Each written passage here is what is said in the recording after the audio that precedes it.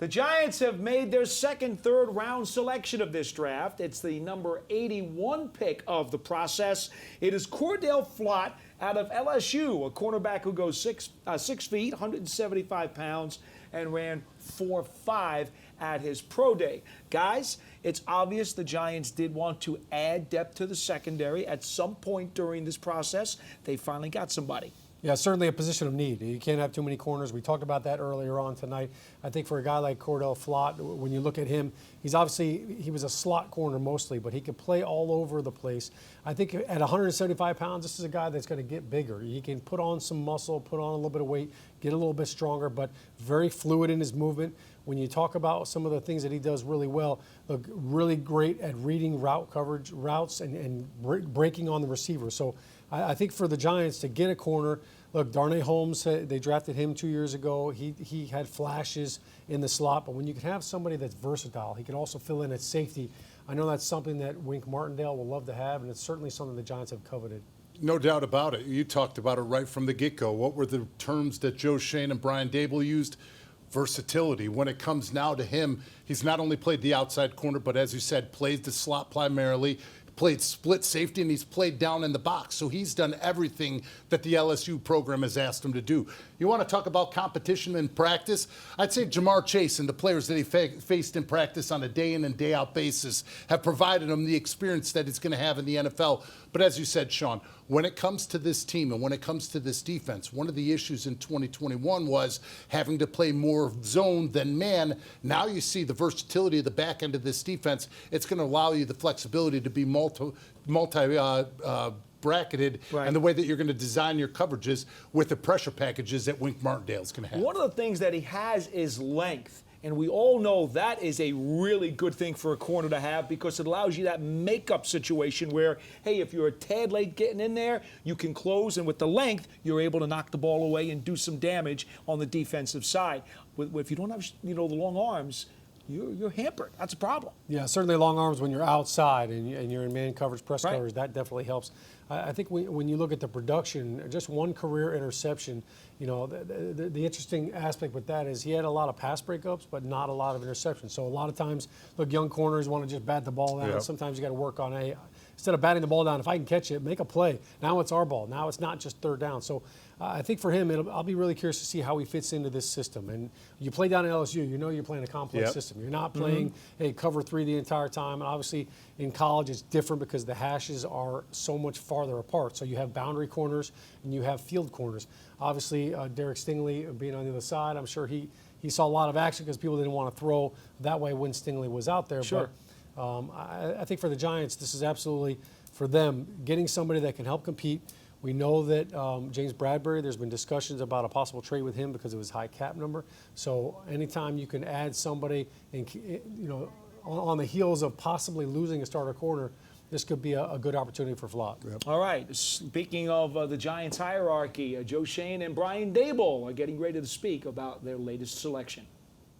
North Carolina. Player we liked, obviously, history of playing multiple spots in the offensive line. He's got guard, tackle, flex. Again, we'll bring him in. I'm not going to say exactly where we're going to start him, but we like the versatility that he can play guard, he can play tackle. Compete to start probably inside. With outside flex.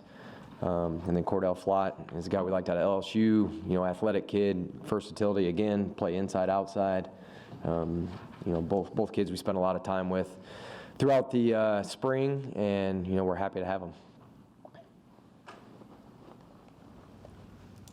How do you view your cornerback position right now? Do you think Aaron Robinson's a guy who can play 80 snaps a game, 60 snaps a game outside? Is he at that level? We're excited about him. Just getting to know him, just getting to see him move around the last couple of weeks, and I know that position group, the coaching staff's back, so. We're excited about him. I'm not going to make any predictions or anything in terms of play time or any of that. We still got a long way to go, but yeah, he's definitely going to be competing for a starting job.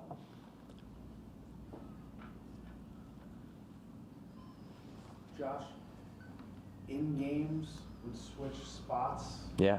At the same drive. Yeah, it was impressive. How rare is that? Does that just jump off when you see that on? Yeah, it's rare, and I was fortunate enough to see him play live twice this year, Virginia Tech and Pittsburgh, and he's a big man, and it's impressive that, again, that you could play multiple spots, not only on a week-to-week basis, but within a game, within drive. So, yeah, it's very impressive, and he's an outstanding kid. You guys will like to get to know him. Flott, he's not the biggest guy. Do you see him as a guy who can play outside, or do you see him primarily as a guy who's better suited in the slot? Or Yeah, I think position one, like ideally he's inside, but he can play inside and outside. I mean, he's got height and he does have length. And again, the kid's 20 years old. I believe he turns 21 in August or September. I think it's August. So still young, still developing. 3-year guy at LSU that played in a really talented backfield and a good conference. So we're excited. He's got really good movement skills. To play inside, but the size and length. I think he can play outside as well. Joe, it seems like you guys were kind of prepared for every possible situation. Did you see the quarterbacks slipping like they have so far? Like, I think there was one in the first 73 picks, and how has that affected the draft for teams like you who aren't picking a quarterback and guys are maybe going higher than you expected? Yeah, I'm a little surprised. that there's a couple guys that are still on the board. At least they are. When I walk down here. So yeah, with all the pre-draft chatter and stuff, I assumed a couple of those guys would already be gone. So does that affect? Does that, I guess, push guys that you had lower? Does that push them up? Guys who had lower push up? Not really. Not really. Yeah, the quarterback position, again, the amount of quarterbacks that are taken, it's not like a different position group where there's high volume. So yeah, I wouldn't say that's the case there. Was there a point today where you started to maybe consider that because, hey, you didn't expect these guys to fall to this point? Yeah, we discussed every position. Again, I think up top, you weren't really thinking about it again, but if you follow your board, and we did do work on all position groups, so it came up in discussions, as is every position does. But again, we followed our board, and we typically go with the guys that are on the same line at that value. Does it bother you though that, when you're talking about those kind of guys, that you guys maybe personally didn't see a lot of them throw? Yeah, no, we saw them all throw. We were at the pro days. I saw every quarterback play live this year. Yeah, so we did our homework. You have 5 picks left tomorrow, right? Is that right? 6? 2 4s, 3 5s, and a 6.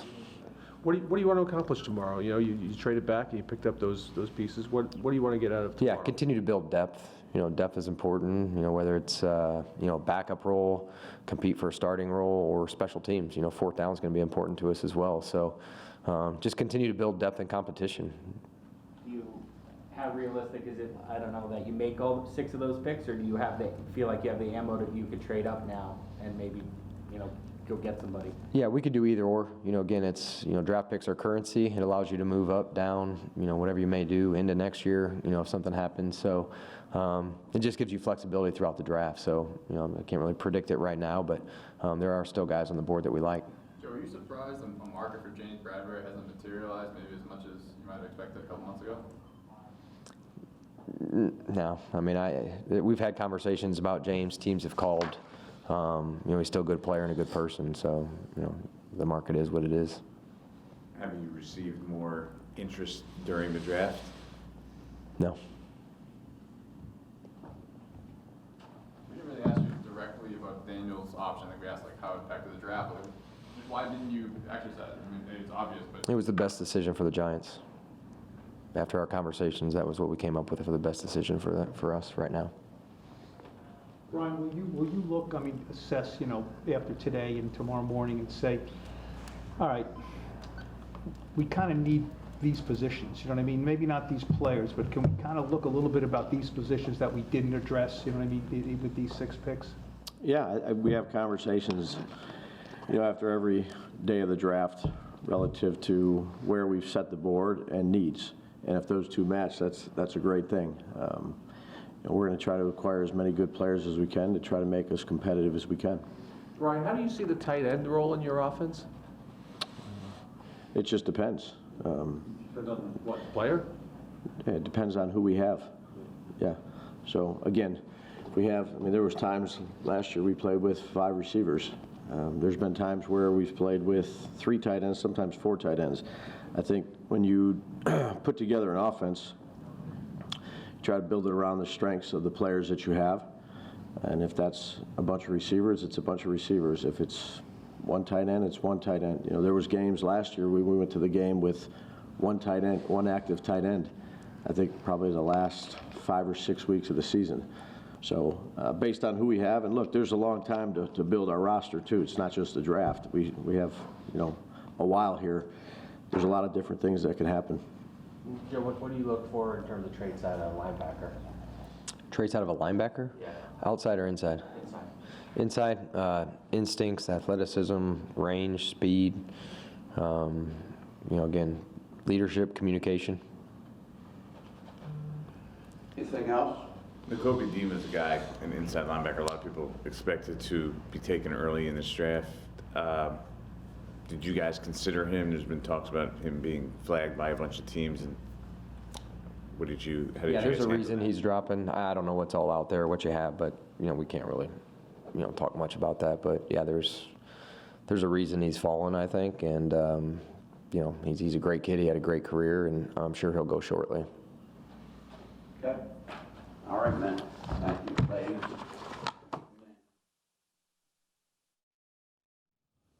So you have now heard from GM Joe Schoen and Brian Daboll, the Giants head coach, talking about Cordell Flott out of LSU, a cornerback who's now been taken with the 81st pick of the draft in the 3rd round. Giants enhancing their secondary. Guys, right before we got a chance to go there, we were talking about the slot position. You mentioned Bradbury, a little bit in limbo right now. We're not exactly sure what's going on. Let's take a look at what this guy brings to the equation. Yeah, there you see the interception right there out of the slot. And you can see the length that you talked about and that Joe talked about. Here he is in run support right there, making a nice open field tackle. So, listen, definitely on the lighter side, leaner side, but that length right there is you know, it's something you want in a corner. It absolutely can cover ground, can certainly help out right there as he signals 4th down. I think when you look at how fluid he moves and how athletic he is, there he is making a nice tackle coming up in space again. So certainly you're playing at LSU, you're playing top-notch, top-quality players week in and week out. There he is against Auburn. You know, there's looks like Mississippi State or Arkansas. I think when you look at some of these plays right here, you get a chance to see, all right, what kind of skills does he have? There's a pass breakup right there. Nice breakup from the slot. So certainly versatility is a big part of his game as well. No doubt about it. When you have a player that is that long, that has those type of hips, that can turn and move on a dime, and can play multiple positions on the field in a defense that played the best competition over the last 3 years, let alone the best competition in his own practice, I'd say this is a player that can come into the Giants and compete right away. Well, now, we would talk a little bit before. Again, Bradbury, don't know what's going on. Jackson, we know he's going to be here a while because the Giants have already extended his contract. Darnay Holmes in the slot. But what about some of the young guys? And I bring this up because Rodarius Williams was a rookie last year, had a few moments and some flashes, but also Aaron Robinson, who they were very high on him when they brought him in last year, got a chance to play some in the second half of the season, showed a lot, looks like a very good press boundary corner with length on the outside. You heard Joe Schoen just talk about the fact that, hey, he was asked, could this guy be a competitor for one of those spots? This guy's in the mix, and I don't think he's going to want to give up that spot very easily. Well, you want guys that want to be in the mix, and certainly for him, you want guys that want to play. I think that the key is a new defensive system. Obviously, for Aaron Robinson, he was with Patrick Graham the last couple of years, and this is a different scheme. So, you know, Don Wink Martindale is going to create some pressures. You're going to have to play man coverage because he's going when he brings blitzes and presses and pressures, you're going to be in press coverage, and you're going to be, you know, basically Han Solo out there by yourself. So you're going to find out real quick who could handle that heat, who excels in that. They're going to find that out in practice. But all of that competition is great. And you know what? In the NFL, you need 3 starting corners. All right, you can't just have 2. You need at least 3, and you need some guys that can rotate in. Not to mention competition. Go back to LSU. You don't think that there was competition each and every year for his position? So that's what you love about a player coming out of a organization and a college like this. He's played up against the best competition. You know that he's well-rounded in the game of football, especially on the defensive side of the ball. And when you get a player that's up to this standard and up to the level of excellence that he is, you know he's going to come in and compete with everything that he has.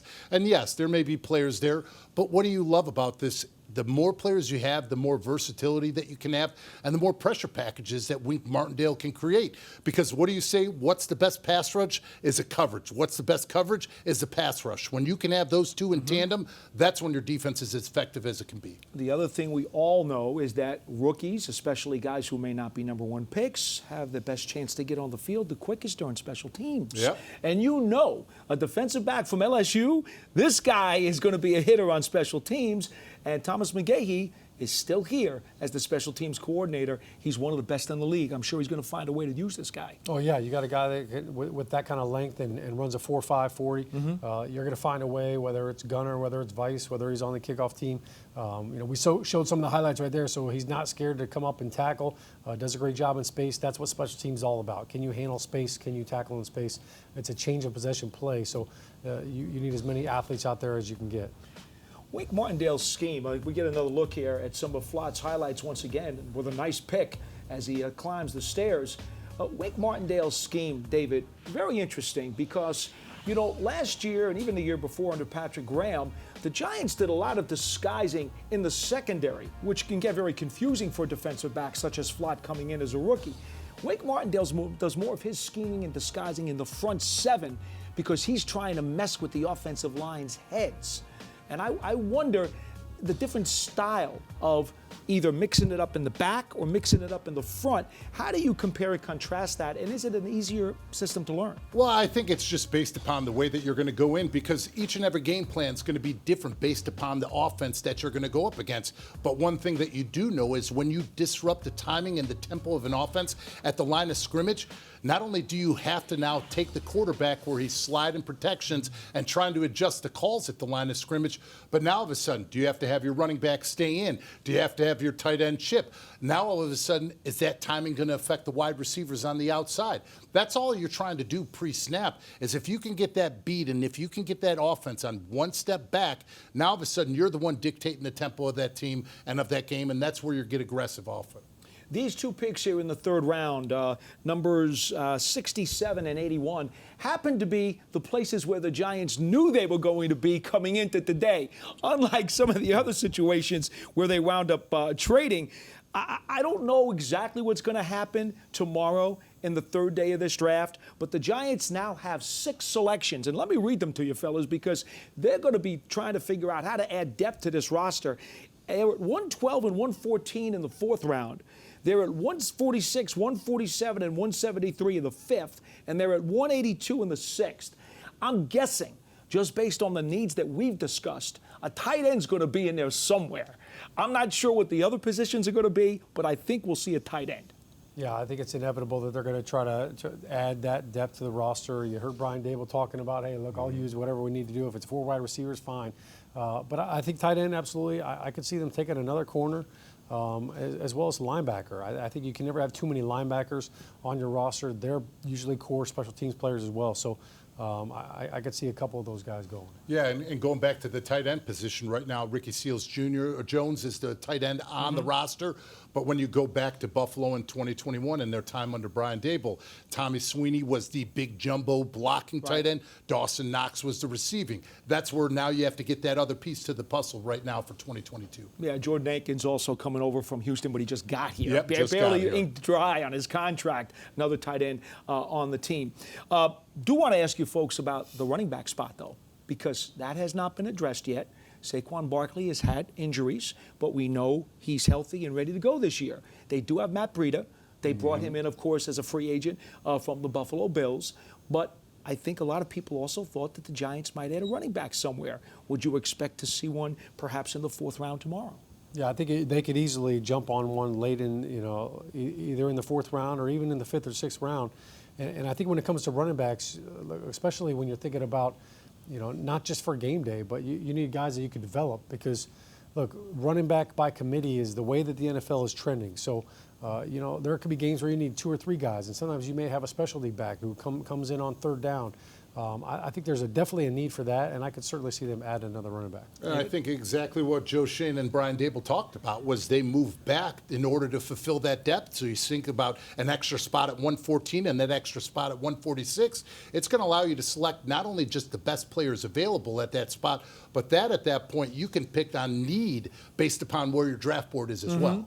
And the other thing which Shaun talked about earlier tonight is by compiling these extra picks, and Joe Schoen did say, you know, that's extra value there. That's more collateral that you might even be able to use for next year's draft if you wanted to make some of those moves. Would you advise doing that, or do you think that they need enough on the depth chart that they should use all these picks? Well, I think it all comes down to who's still left out there on the board. If you see guys that you could absolutely see making your roster better and creating competition at certain spots, then absolutely you take it.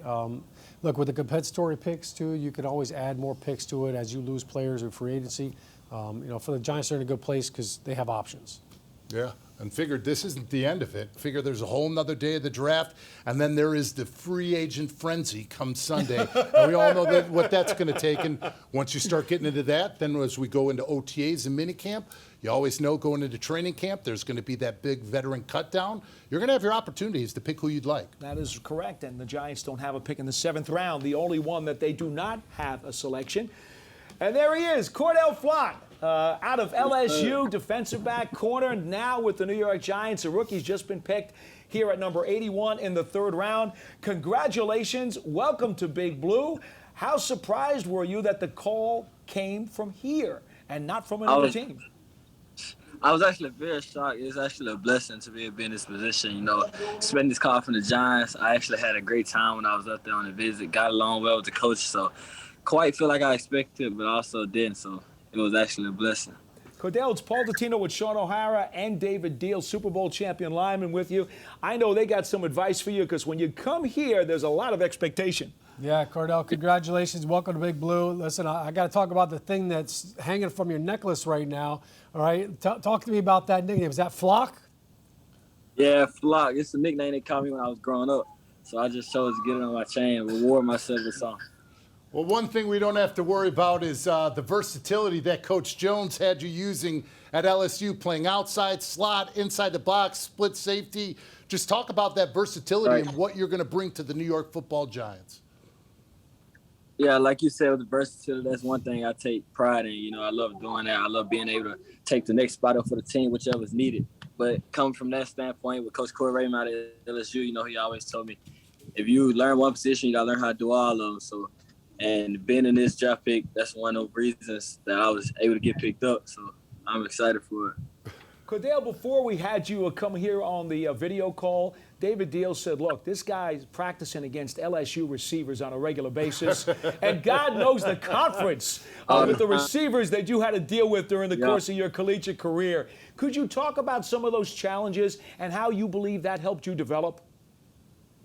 Yeah, they definitely receivers. Coming in my freshman year playing on that championship team, it definitely had to make me step up playing against Justin Jefferson and guys like Jamar Chase, Terrace Marshall, and throwing against and Joe Burrow throwing the ball. So coming in my freshman year, definitely I had to step up. It gave me the chance to be able to, you know, have some playing time and help those other guys get better while I was on the second team helping them. So I definitely ready for it and looking forward to the matchups. Cordell, I'd love for you to speak to Giants fans right now. Let them know what kind of corner they're getting. What are some of the areas that you are an expert at? What do you think that you do best? What type of corner y'all getting? Y'all going to get a aggressive corner. Definitely an expert at my feet. Like, you know, it's one thing I trust. One thing I give. I'm working on creating turnovers when I come into the league. So I'm very excited. All right, creating turnovers and a new nickname, Flock Down Corner. Yeah, Flott. Yeah, for sure. Cordell, thank you so much for joining us tonight. Again, congratulations. Enjoy the rest of your evening with your friends and family, and we'll see you up here very soon. Yes, I appreciate it. Cordell Flott, the newest member of the New York Giants, as the Giants have now completed 3 rounds of the NFL draft. Just to recap, they have made a couple of trades that have added a pick in the 4th and 5th, so they have 6 picks to go tomorrow and day 3 of the draft. Guys, just to get the final analysis of the take today, Wan'Dale Robinson, wide receiver out of Kentucky, comes by virtue of the second round. Joshua Ezeudu out of North Carolina, a left guard, comes here earlier in the third round. Cordell Flott, corner out of LSU, comes here with the second pick that they had in the third round. So those three players represent the Giants' haul for this Friday evening. Yeah, and when you look at all those picks, I feel like versatility is the one word that comes to mind for all of them. They can all play different roles in the offense. They can all play different roles on the defense. I think obviously for Josh Ezeudu, he can play guard, he can play tackle. He did them both really well. I think that's great. I can't wait to see Wan'Dale Robinson. I can't wait to see when you see the highlights from him and how electric he is with the football in his hands. I got a hint for you. It's got to be a lot of fun. Yeah, don't blink. David? All three guys are going to have an opportunity to come in, compete, and start at key positions that the Giants need to fill here in 2022. It's going to be exciting here to see what they do in the back half of this draft starting tomorrow. But as of now, you've got to be excited with the direction that this Giants football team is going. All right, so tomorrow, day 3 starts at 12 o'clock noon Eastern time. The Giants' first pick in that fourth round will be pick number 112 overall. Tune in to Big Blue Kickoff live tomorrow on Giants.com. Beginning at 11 a.m. Eastern Time, we will have live coverage of the Giants' first-round draft pick press conferences involving Evan Neal and Kayvon Thibodeau. After that, we'll take your phone calls as we progress through the beginning of the fourth round of the draft, all the way up until 1 p.m. Eastern Time. We hope that you'll join us. In the meantime, for Shaun O'Hara and for David Diehl, I'm Paul Dottino. It's been a long night, folks. We thank you for sticking with us here on Big Blue Draft Night Live, presented by Verizon. So long, everybody.